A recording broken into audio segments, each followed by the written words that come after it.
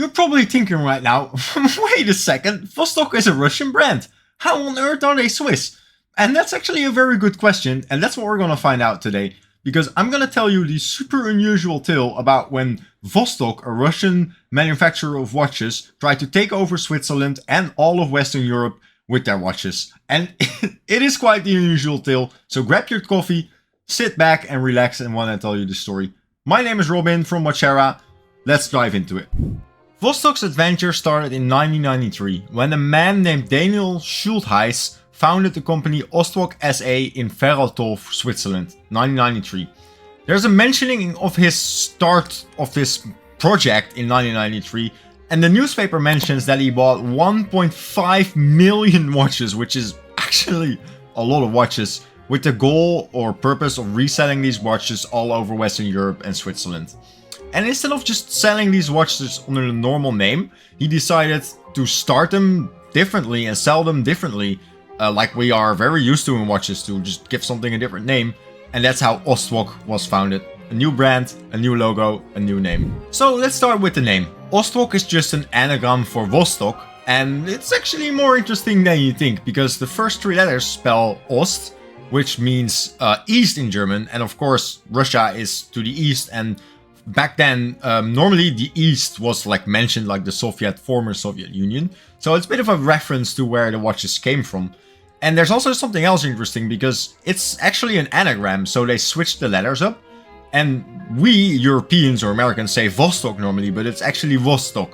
So I guess to make sure that people would pronounce the name correctly, instead of choosing the V, we choose the W, and it became Ostwok. So it was pronounceable for us Europeans instead of the Russian weird name that we always say wrong because we can't read Cyrillic. And not just the name was different, they also went with a different logo, which I will show right here. And it's a bit weird because when I see that logo, it makes me think of like aircrafts or spacecrafts, not watches, but it's pretty cool, and you can find it on some watches as well. So the normal Vostok logo wouldn't be there, and they would actually have this on the dial. So if you've ever wondered why this appears on some Vostok models, this is the reason why they're there. So are Ostwok really Swiss watches?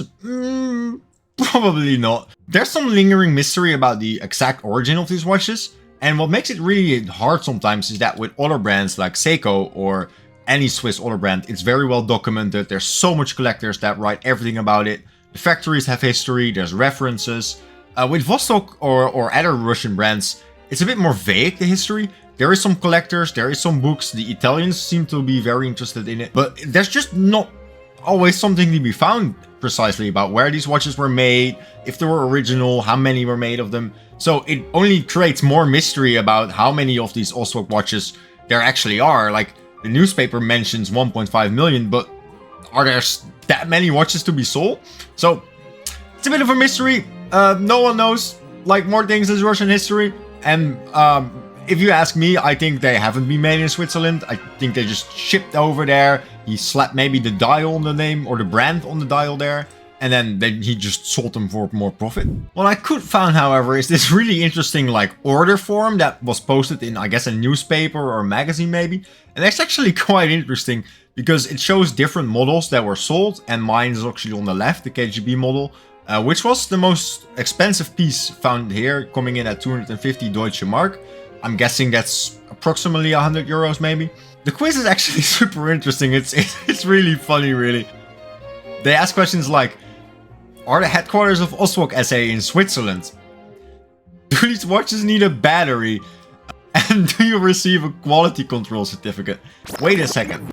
Quality control certificate? I have that one, and I'm gonna show it to you in a second. So, all in all, it's quite an unusual tale. One man founded the company, bought a bunch of Vostoks, renamed it, gave it a different logo, and just wanted to take over the watchmaking world with the beautiful Russian Vostok Komandirskis and other watches. And I don't blame them, man.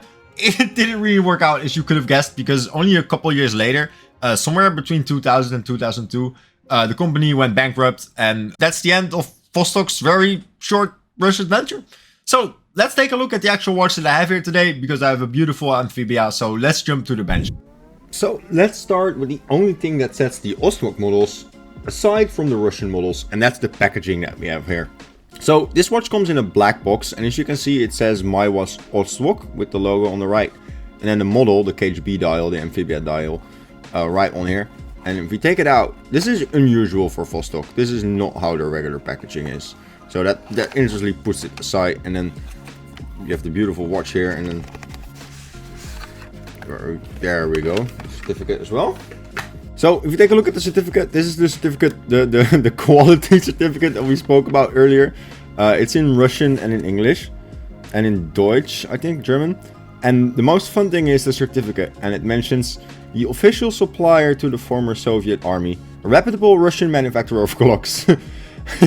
And they vouch for the manufacturer and quality of the Ostwok edition. So that's something really interesting. And then some other things here are that, like, the company is posted on there, so Ostwok SA and Veraltorf.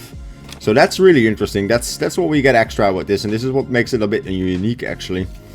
So this Ostwok is the KGB Amphibia model, which is very known, and it's a very popular Vostok model. And it's also definitely an upgrade from the Kommandersky watches. So I'm happy that I got an Amphibia here with the automatic movement. There's definitely a reason that the Amphibia has been produced for so long, like decades. And in my opinion, it's one of the more iconic watches that Vostok has ever made. And there's a reason for that. You can just straight away tell it. The case measures 40mm and is quite round with short lugs. It certainly doesn't look big, with a 45mm lug to lug size, and the strap / bracelets are short with 80mm. The watch is 50mm thick, and that includes the acrylic domed crystal. The case being 40mm is what I really like about it. It has this really round shape, and that makes it very wearable on smaller wrists. It's definitely not big at all, and that's what I really like about it. And with the short lugs, it has a really nice round and wearable case pattern, which makes it very popular. I really like the 420 Amphibia cases. So I'm happy I got this one in the Ostwok version. Next up is the bezel. So the bezel is also very iconic for Vostok, and it has these like dots on the 12 o'clock, and they're painted, they're filled in with paint, and only the first like 20 minutes are red, and the rest is black filled. And it makes such an iconic look, and on this model specifically, it works really well with the second hand and the KGB things on the dial, which is a great match. I think it looks absolutely great. The problem is it's a unidirectional bezel, so it turns two ways, which makes it impossible to use it as a functional dive watch, even though this watch is rated at 200 meters. But I don't know, I wouldn't dive with this anyway. I like the looks. I've had older models where the paint scratches off, but you can fill it in really easily yourself as well, which is why these watches are loved so much. Like, you can mold and repair them very easily yourself, or find replacement parts, because these cases have been made for absolutely decades. Let's move to the most unique part, the thing that really catches the eye, and that's the beautiful dial. As you can see, it's definitely the most unique part of the watch. It has a epic green dial U that you can see, and then what immediately springs to eye is the KGB on 6 o'clock, and like the Russian shield with the dagger and the hammer and sickle on 12 o'clock. It's just super weird to have a KGB printed on a dial, but it is what makes this watch like really unique, and you can see that the green U is like very different. They used a really unique tone here, which I like. It's not like the Alpinist green or a Hulk green. It's really their own unique hue. We have rectangular hour markers on almost all the things, with loom dots on the outside, and then a second marker ring on the outside. A date window on 3 o'clock. Well, this is also where you see the quality lack a little bit. Like, in these loom dots are not evenly like spaced with the rectangular markers. Sometimes they're completely free, sometimes they're spaced a little bit more, and that's, I think, where Vostok lacks a little bit. It's like quantity production. The quality control is not that bad, and the placement and the finishing is not completely there. But I'm not even looking at that. I'm just drawn in by the KGB logo and model, honestly. The hands are a very standard Vostok pointy model. There's like a couple type of variations of hands that they use very often. And I really like that there's a red second hand on this one, because it matches so great with the bezel color. It matches good with what's on the rest of the dial. So that's absolutely a good choice right there. I'd say I like that we have the red second hand. The loom isn't the greatest. That's not why I buy a Vostok. I buy this for the story, for the sturdiness. I want the tank from Russia. And yeah, great dial color and good hands. Definitely one of the best parts of this watch. Crystal, we have a domed acrylic crystal, which is very common. And it gives a nice vintage look to this. Makes the watch a little bit thicker, as you can see there. And there's something ingenious about crystal. We'll talk about that in a little bit. It's not bad. You can easily replace them. Crystals for Amphibias for these models are so cheap. You don't need to polish them. You just buy a new one. You don't have to worry about it. I think it works really great. You can see that it plays with light. I love it. I wouldn't want sapphire on this. It has to have the acrylic glass. So before we turn the watch around, I would ask you to subscribe to the channel if you like the story so far and you're interested. I have a lot more Russian brands and Russian stories that I would like to tell you, but we have everything from $20 Vostoks to a 6,000 grand Seiko. So if you like the content, check it out. Let me know in the comments what you would like to see next, and let's turn the watch around. This is where the magic really starts. We see the classic stainless steel Amphibia caseback, the mention of Amphibia and some Russian text, the rating. And it's a screw down case, but it consists of several pieces. And this is actually where the magic starts, because in order to achieve the 200 meter water resistance, they went with a very resourceful compression case design.